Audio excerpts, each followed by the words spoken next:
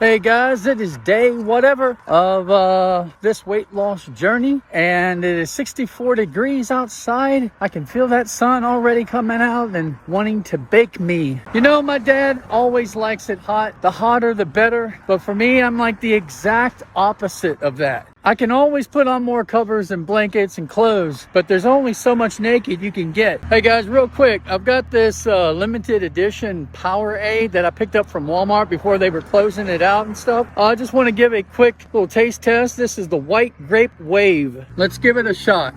Okay, that was a lot like drinking an Airhead. It was, you remember those. Really nice. If I had to absolutely choose between this and say their standard grape flavor, nothing beats that grape flavor they have now. So yeah, this would have to go in the trash. But this is very nice. If you can get your hands on this before it's gone, White Grape Wave. Pretty awesome. Speaking of another little budget deal that is get it before it's gone, these are the Skechers SKX B-Lite. Here it is from the side, from the other side. Look, if these are available anywhere for retail, don't get it. I found these things clearance discount, $20.99. I don't know if these feature the Goodyear traction or not. The traction is a little bit weird. They're almost like these little nubs. They're soft and they are grippy, but it's just kind of odd.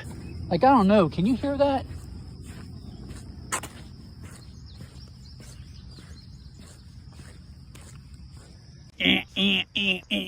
So these are supposed to feature the 5-gen like foam cushioning and then the Move foam insole and all that. But if you want this super plush feel or anything, I wouldn't get your hopes up. Like, it's not bad, but it's not great. But because I paid so like small amount for this shoe, I have to compare it within other budget shoes. And when I do that, these shoes are phenomenal. They're not clunky at all. And I do think that traction, although a little weird, is grippy.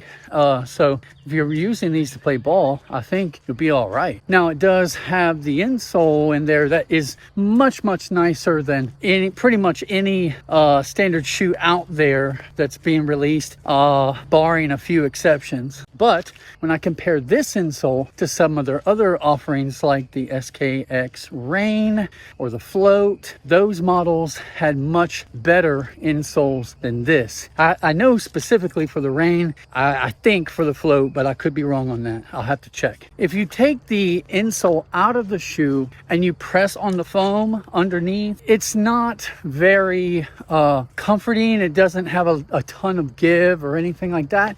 It's going to be, it's got a little bit of give. When you put that underfoot, it becomes a lot more give. However, it's not going to be anything that amazes you. In my case, I put the insole back in and then I tried to put in my orthotic. And after doing so, I have this feeling of, wanting to pronate.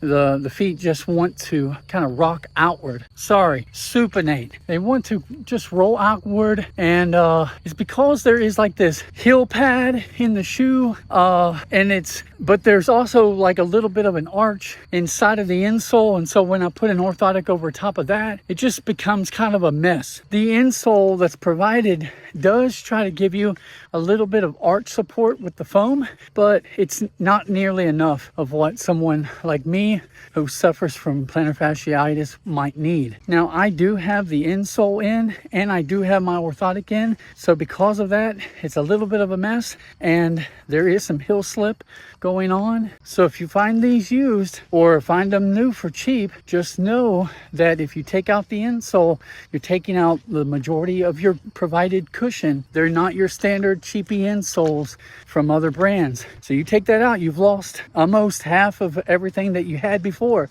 and you better have a plan for replacing that with either some cushion or rock with the standard foam, but that's no pleasant trip. If you don't have any feet issues or anything, then rock with the standard shoe and insole because it's going to provide you with even more support than most shoes typically do. I know the name is B-Lite.